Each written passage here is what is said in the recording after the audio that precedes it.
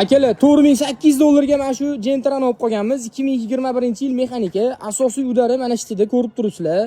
Orqa kirlo, orqa bagaj tomlari ezilgan, orqa fortichkalar ezilib yotibdi.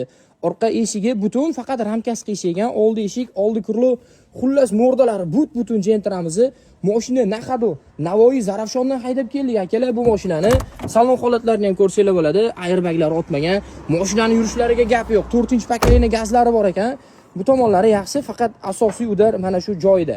Akalar, ayrim bir mashina furushlar mana shu mashinani 3,5 ming dollar qilibdi. Egalari hayajonda, nahotki palon pulli mashina ham shunaqa summaga tushib qolsa deb. Biz bordik 4800 dollarga mana shu mashinani sotib oldik.